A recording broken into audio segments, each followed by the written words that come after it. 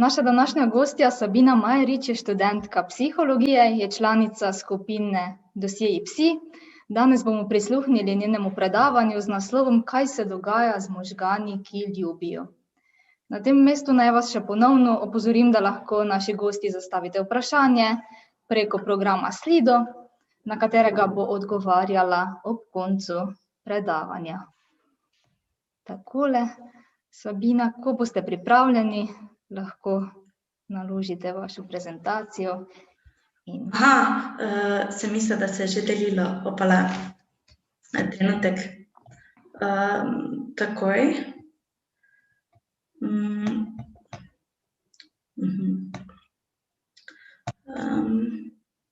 Opala. Takole.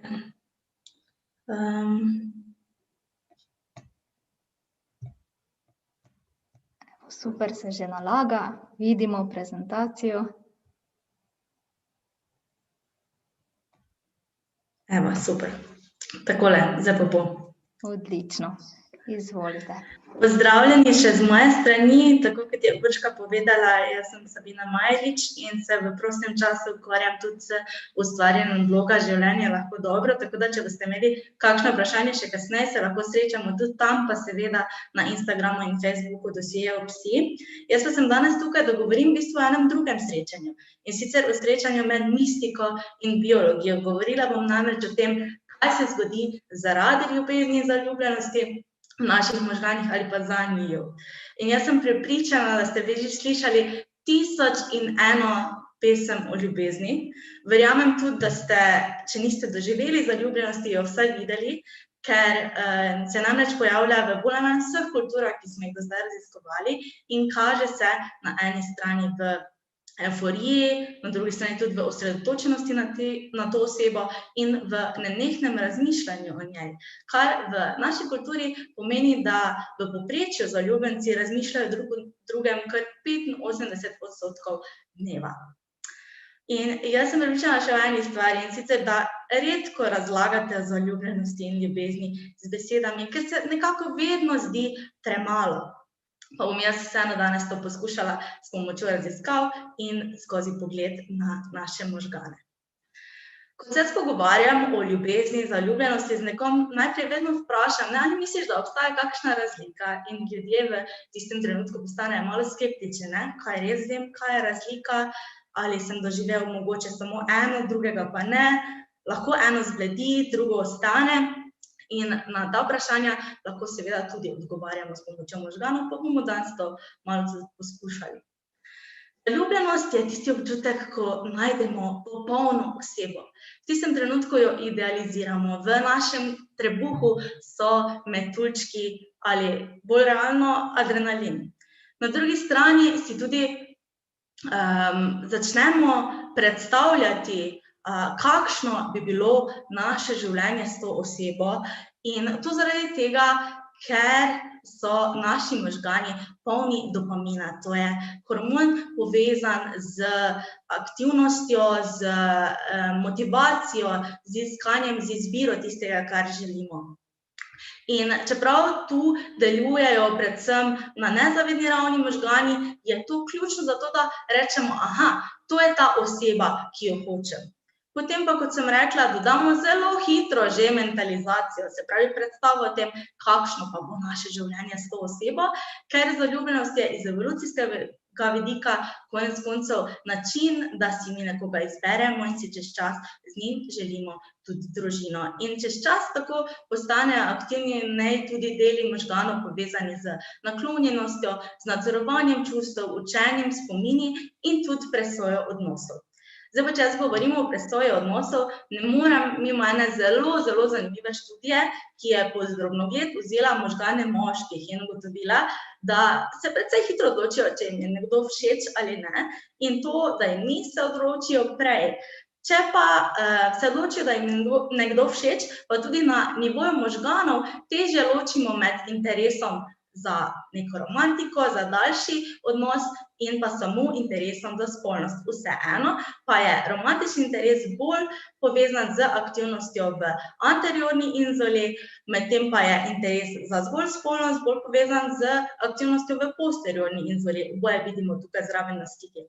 Ampak vseeno, če ste zdaj v tem trenutku pomislili, bom šla in bom slikala možgane, pa bom šel in slikal nekomu možgane, naj vas vseeno malo pomirim. Kljub temu, da vemo o zaljubljenosti in ljubezni preko nevrologije že veliko, moramo vedeti tudi, da so centri, ki so aktivni v zaljubljenosti in ljubezni, aktivni tudi pri mnogih drugih situacijah in tako sklepanje vseeno ni tako enostavno.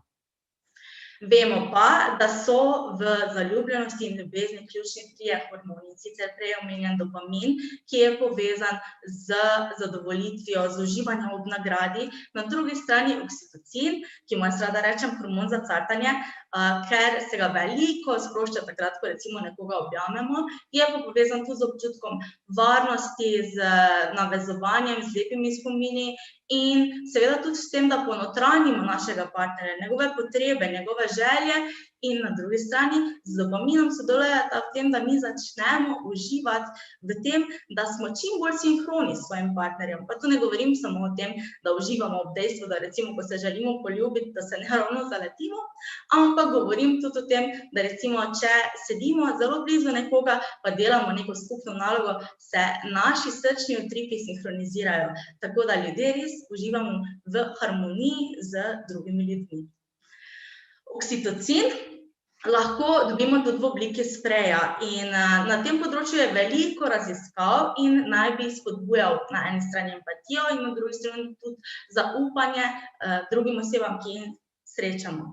Tako so v povojih raziskave, ki bi ga rada uporabljale kot način blaženja socialne anksioznosti, tudi depresivne simptomatike, različnih postravmatskih motenj, pa tudi trenutno precej aktualne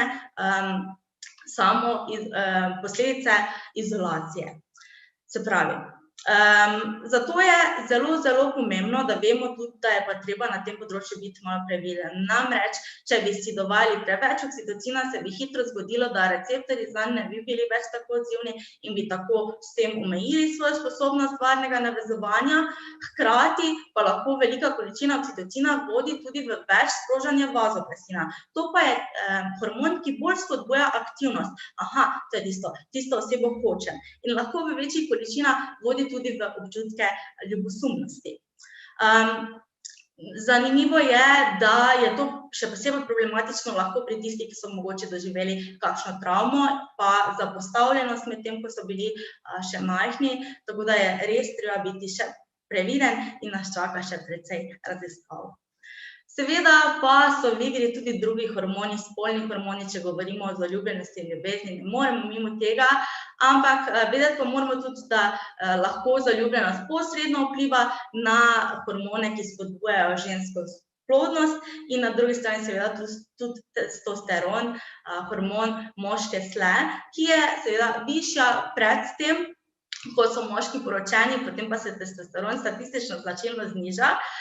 Prav tako pa z ozirom na to ni presenetljivo, da posamezniki, ki so v zvezi, pa tudi če so v zvezi manj kot 3 mesece, torej čisto na začetku takrat, prej zaznajo jok od tistih, ki so samski, se pravi jok otroka. Moški ga zanimivo zaznajo celo prej kot ženske, starši pa več pozornosti namenijo joku svojega otroka v primerjavi z jokom drugih otrok.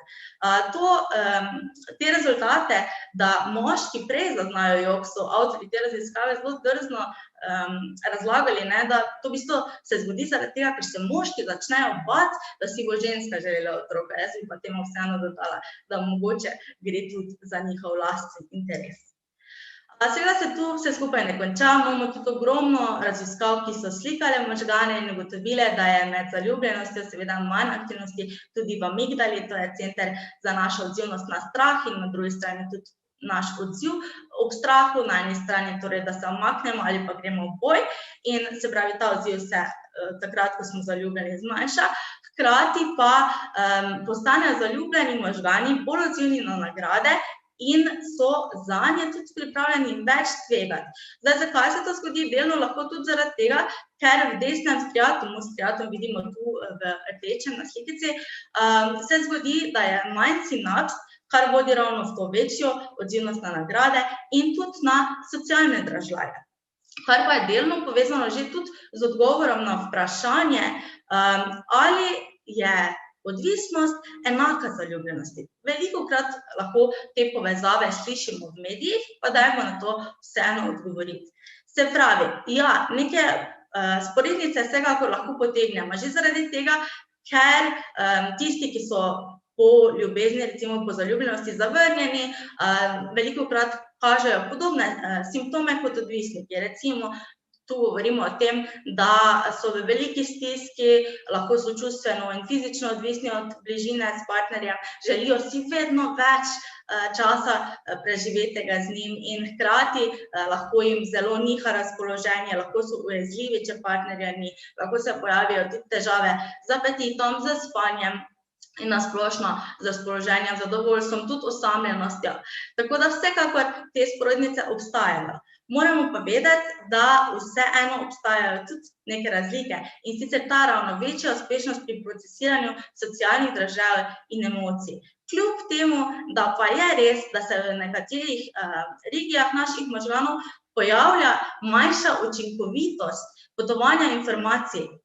In sicer to pomeni tudi, da lahko zaljubljeni so manj uspešni pri nekaterih kognitivnih nalogah. Res pa je tudi, da čez čas zaljubljeni iz obraza lažje razberejo čustva sploh svojega partnerja, lažje si tudi zapomnijo neke pozitivne dogodke in zato svojega partnerja tudi pozitivno ocenjujejo v primerjavi z drugimi, pa tudi ponavadi tudi bolj pozitivno, kot se ocenjuje partner sam. Hkrati čez čas bolje razumejo tudi lastna čustva in dobijo neko abstraktnejšo in širšo predstavo o sebi. Kar lahko v praksi recimo vidimo na tak način, da večkrat uporabljajo besedo midva. In jaz verjamem, da ste že slišali, da hodijo ti ljudje vsi okoli v takih rožnatih očalih, ampak naj vas pomirim ali pa na drugi strani razočaram, da v trenutkih, ko je pa v zvezi težko, pa na nekih življenjskih prelomnicah, se pa zaljubljeni posamezniki med sabo vidijo precej realno. Se pravi, rožnato je samo takrat, ko je tudi v zvezi rožnato, ko je vse super. Zdaj smo na kratko pogledali, kaj se zgodi v naših možganih, ko smo zaljubljeni in vse skupaj je precej zapleteno. Zdaj pa gremo še na tisto malo bolj zapleteno stvar, se mi zdi, in to je ljubezen. Do ljubezni oziroma do tega, da zaljubljenost usahne, ponavadi pride nekje do maksimalno 12. meseca oziroma 18. meseca, pri nekaterih parih pa to lahko traja celo dlje. Ljubezen pa je potem trenutek, ko nekoga spustimo v svoj notranji svet. Mi opazimo končno njegove pomanjkljivosti in se odločimo, da jih bomo poskušali sprejeti, da se jim bomo poskušali prilagajati in začnemo z to osebo tvoriti neko čustveno intimo, ne samo spolno intimo.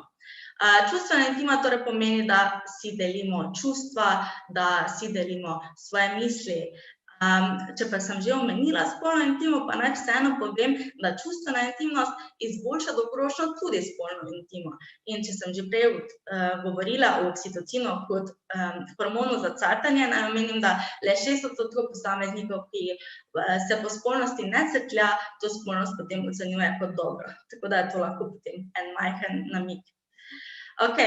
Tu se zanimive številke seveda še ne končajo.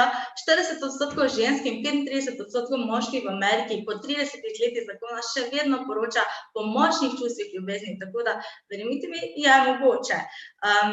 Res je sicer, da so te študije v večini korelacijske, kar pomeni, da mi ne moramo vedeti, kaj je zdaj vzrok, kaj pa je posledica. Naj pa vseeno povem, da tisti visoko predanosti v druge potencialne partnerje ocenjujejo kot manj privlačne in so nanje manj pozorni. Pri tistih z višjo čustveno intimnostjo in predanostjo odnosov pa lahko opazimo tudi, da vidijo svoje razmerje kot boljše od drugih in svoje partnerje ocenjujejo lepše, kot dejansko so. Pa še ena zanimiva raziskava. Če predanega moškega, se pravi moškega predanega razmerju, postavimo pred nekoga, ki mu je zelo privlačen, bo stal statistično značilno dlje od te osebe, kot pa samski moški. Tudi če pa mu damo v sistem več oksitocina, pa še bo vedno veljalo, da svojo partnerko ocenjuje kot privlačnejšo. Tako da zgleda res ljudje najdejo v zvezi nekaj, kar bi težko zamenjali. V prid tega govorijo tudi raziskave, ki kažejo pozitivne učinke srečne, zadovoljne zveze, tako na psihično kot fizično zdravje.